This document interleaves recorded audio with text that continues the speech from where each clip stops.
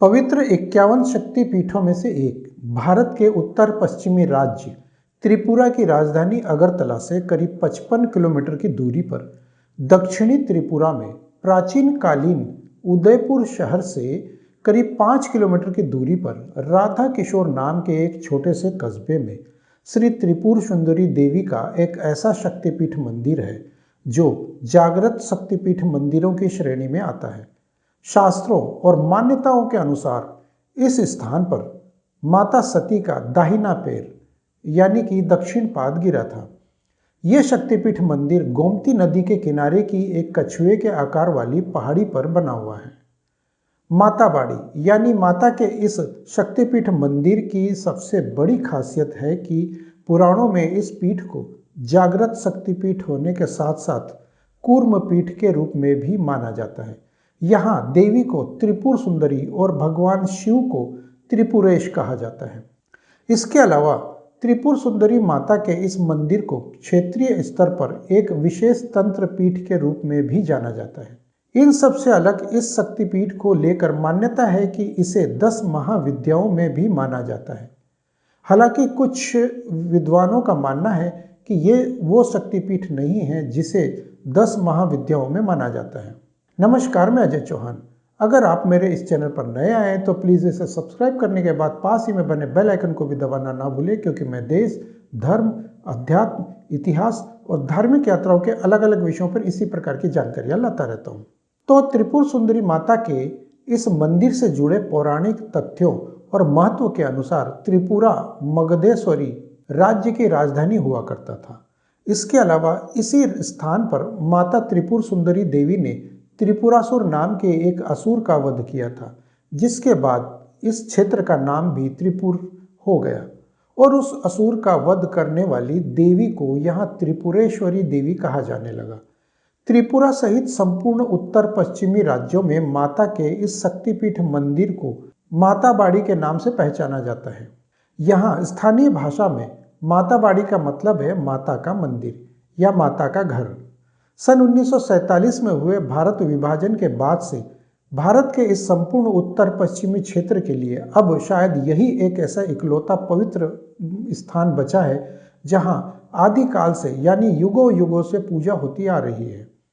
जबकि सन 1947 से पहले तक यहां से करीब 150 किलोमीटर की दूरी पर ढाका शहर में देवी ढाकेश्वरी का दूसरा शक्तिपीठ मंदिर भी हुआ करता था, जो देश के बंटवारे के बाद अब बांग्लादेश में जा चुका है। इसलिए आम भारतीय श्रद्धालुओं के लिए वहां दर्शन करने जाना ना ही आसान है और ना ही संभव। माता त्रिपुरा सुंदरी का ये शक्तिपीठ मंदिर एक कछुए के आकार वाली पहाड़ी पर स्थित है और क्योंकि कछुए को संस्कृत में कूर्म कहा जाता है, इसलिए इस स्थान को भी कूर्म पीठ कहा जाता है। इसके अलावा हमें यहाँ इस बात के प्रमाण मंदिर के वास्तु को देखकर भी आसानी से मिल जाते हैं।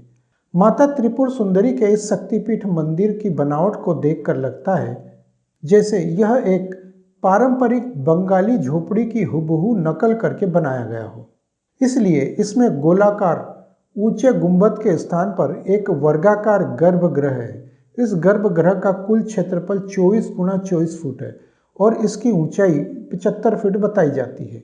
माता त्रिपुर सुंदरी शक्तिपीठ मंदिर से जुड़े कुछ अन्य ऐतिहासिक तथ्यों के अनुसार माता का ये मंदिर 16वीं सदी के प्रारंभिक दशक में यानी वर्ष 1501 में महाराजा ध्यान माणिक्य के शासनकाल में बनकर तैयार हुआ था। इस हिसाब से वर्तमान में यह इमारत करीब 520 वर्षों से भी ज़्यादा पुरानी है। त्रिपुरा राज्य में महाराजा ध्यान माणिक्य का शासनकाल सन 1490 से 1515 ईसा पूर्व तक रहा था। हालांकि कुछ लोग इसे 11वीं सदी में बना हुआ मंदिर भी बताते हैं, लेकिन इस बात के यहाँ कोई खास प्रमाण मौजूद नहीं है। त्रिपुर सुंदरी देवी के मंदिर का परिसर और इसके पीछे स्थित कल्याण सागर सरोवर आने वाले श्रद्धालुओं को एक प्रकार के अलग और अद्भुत आध्यात्मिक वातावरण का एहसास कराता है। कछुए के आकार वाली एक छोटी सी पहाड़ी पर बना माता का ये मंदिर दूर से देखने पर ऐसा लगता है मानो किसी ने उस पहाड़ी को मुकुट पहना दिया हो। त्रिपुर सुंदरी माता के इस मंदिर के गर्भगृह में माता की 2 प्रतिमाएं स्थापित है, जिसमें से एक प्रतिमा 5 फीट ऊंची प्रमुख प्रतिमा है और दूसरी 2 फीट ऊंची बताई जाती है। बड़े आकार वाली प्रतिमा मुख्य रूप से त्रिपुर सुंदरी देवी के नाम से पूजी जाती है, जबकि छोटे आकार वाली प्रतिमा छोटी माँ के नाम से पूजी जाती है।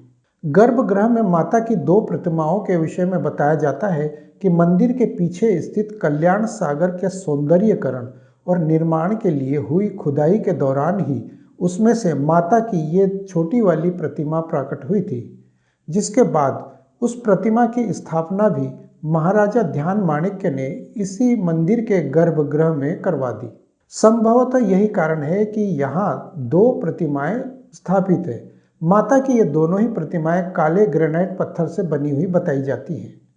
इसके अलावा यहाँ ये भी कहा जाता है कि युद्ध के दौरान या फिर किसी भी अन्य काम से राजा ध्यान माणिक्य जब राजधानी से या राज्य से बाहर जाते थे तो वे इस छोटी माता की प्रतिमा को हमेशा अपने साथ लेकर जाते थे, जबकि एक प्रतिमा मंदिर में ही स्थापित रहती थी।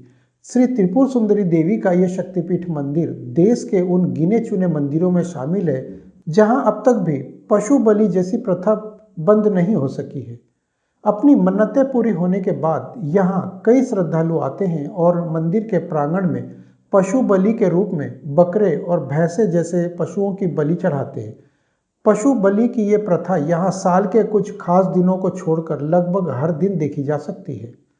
त्रिपुर सुंदरी देवी मंदिर के पीछे प्राचीन काल का पवित्र कल्याण सागर नाम का एक विशाल आकार वाला सरोवर भी है, जो करीब 6 एकड़ में फैला हुआ है।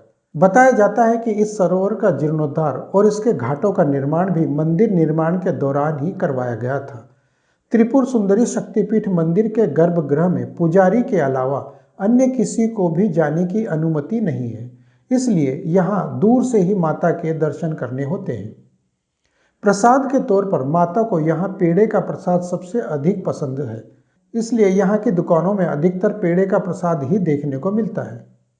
माता त्रिपुर सुंदरी शक्तिपीठ मंदिर से जुड़े कुछ अन्य ऐतिहासिक तथ्य बताते हैं कि जब माता का यह मंदिर बनकर तैयार हो गया था तो उसमें परंपरागत और विधि विधान से पूजा पाठ करने वाले योग्य पुजारियों की कमी महसूस हुई। ऐसे में महाराजा ध्यान माणिक्य को किसी ने सलाह दी कि कन्नौज के कुछ योग्य पंडितों और पुजारियों को आमंत्रित किया जा सकता है। राजा इस बात से सहमत हो गए और उन्होंने उत्तर भारत के कन्नौज राज्य से लक्ष्मी नारायण पांडे और गदाधर पांडे नाम के 2 पंडितों को सपरिवार आमंत्रित किया और उन्हें उदयपुर में विशेष तौर पर बसाया गया। तब से लेकर आज तक भी उन्हीं पुजारियों का परिवार माता त्रिपुर सुंदरी के मंदिर में पूजा पाठ करता आ रहा है। आज उन दोनों परिवारों का कुनबा यहाँ काफ़ी बड़ा हो चुका है और विशेष सम्मान के साथ रह रहा है।